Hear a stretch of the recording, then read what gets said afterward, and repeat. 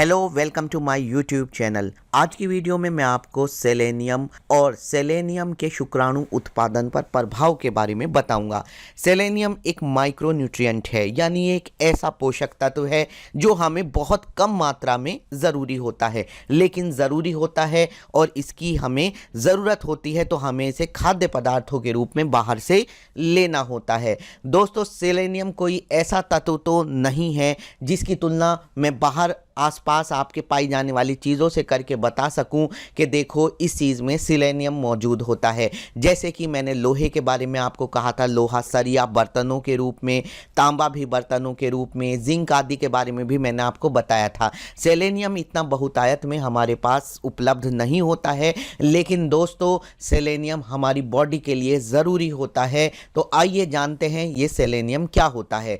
दोस्तों, अगर आप लिंग के छोटेपन से, पतलेपन से, टेढ़ेपन से परेशान हैं और अपनी पत्नी के ताने सुन सुनकर थक चुके हैं, तो दोस्तों हमारे डॉक्टर्स की टीम ने तैयार किया है कैपिटल पी कैप्सूल, जिसके अंदर 100 जड़ी बूटियों की ताकत है और ये आपके लिंग की साइज को खोलने में मदद करेगा। लिंग लंबा दिखेगा, मोटा दिखेगा और लिंग का टेढ़ापन भी दूर होगा, क्योंकि इसके अंदर है जिनसेंग की ताकत, दामियाना, हॉथॉर्न, सापामेटो, कटवाबा, इतनी जड़ी बूटियों की इसके अंदर ताकत है। दोस्तों, इसमें गोखरू की ताकत है जो आपके टेस्टोस्टेरोन को बूस्ट करेगी। साथ में अगर आप शीघ्र पतन की समस्या से परेशान हैं तो उसमें भी आपको फायदा पहुंचाएगा कैपिटल पी कैप्सूल। तो आज ही अपनी समस्या को दूर करने के लिए और कैपिटल पी मंगाने के लिए दिए गए नंबर पर कॉल करिए। दोस्तों, सेलेनियम एक तत्व होता है, इंग्लिश में एलिमेंट कहा जा सकता है, और इसका जो सिंबल यानी प्रतीक होता है केमिकली वो होता है Se।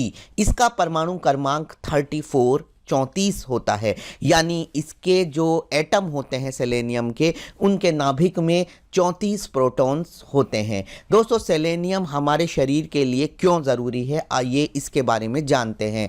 सेलेनियम माइक्रोन्यूट्रिएंट है और ये हमारे शरीर के लिए इसलिए ज़रूरी है क्योंकि एक प्रकार की प्रोटीन्स होती हैं जिन्हें हम सेलेनोप्रोटीन्स कहते हैं, उनके बनने में ये हिस्सा लेता है। ख़ास तौर से एक एंजाइम होता है ग्लूटाथियोन परऑक्सीडेज, उसके निर्माण में सेलेनियम हिस्सा लेता है, भाग लेता है। ग्लूटाथियोन परऑक्सीडेज के बारे में ये माना गया है कि ये पुरुषों के टेस्टिस के अंदर शुक्राणु बनने की क्रिया को प्रभावित करता है और शुक्राणु बनने की क्रिया को रेगुलेट करता है। अब ये शुक्राणु बनने की क्रिया क्या है, इसको इंग्लिश में स्पर्मेटोजेनेसिस कहा जाता है। इसका मतलब होता है शुक्राणु बनना। शुक्राणु बनने की क्रिया पुरुषों के टेस्टिस यानी अंडकोशों के अंदर होती है और यह क्रिया 14-15 वर्ष की अवस्था में आयु में स्टार्ट होकर उम्र भर चलती रहती है। तो सेलेनियम इस प्रक्रिया के लिए बेहद ज़रूरी है। आइए जानते हैं आपको रोज़ कितना सेलेनियम ज़रूरी होता है।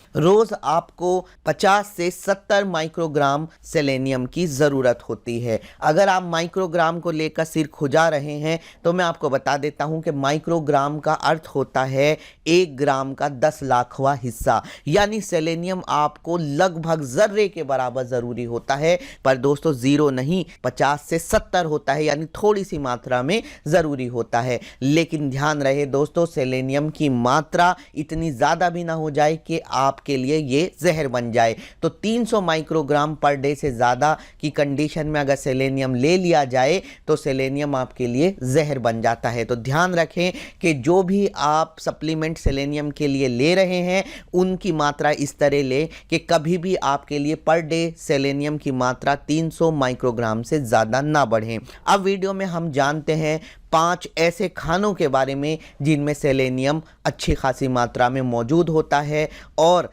आप उनके ज़रिए से सेलेनियम की रिक्वायरमेंट को काफ़ी हद तक पूरा कर सकते हैं। दोस्तों, जो टॉप लिस्ट में हैं वो तो इंडिया में अवेलेबल मोस्टली नहीं होते, ख़ास तौर से आम लोगों को नहीं होते।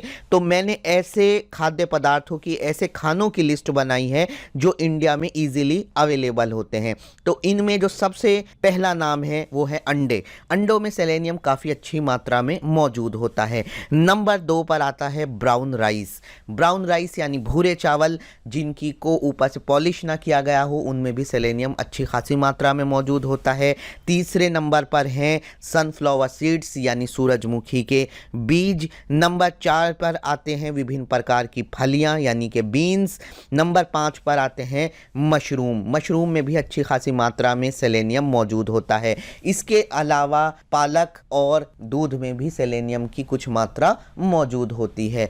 दोस्तों, अगर आप खाने के रूप में सेलेनियम ग्रहण कर रहे हैं तो बहुत अच्छा है, परंतु अगर आप एक पुरुष हैं और बच्चा चाह रहे हैं और किसी वजह से आपको इनफर्टिलिटी है तो डॉक्टर हो सकता है आपको सेलेनियम के सप्लीमेंट्स लिख दे। तो दोस्तों, सेलेनियम के बारे में दी गई ये जानकारी उम्मीद है आपके काम की रही होगी। ऐसी ही और ज्ञानवर्धक जानकारियों के साथ मैं आपके सामने हाजिर होता रहूँगा, आपसे मुलाकात होती रहेगी। पर आपसे एक रिक्वेस्ट है कि आप हमारा चैनल सब्सक्राइब कर लीजिए और बेल आइकन भी दबा दीजिए। वीडियोज़ को ज़्यादा से ज़्यादा शेयर कीजिए।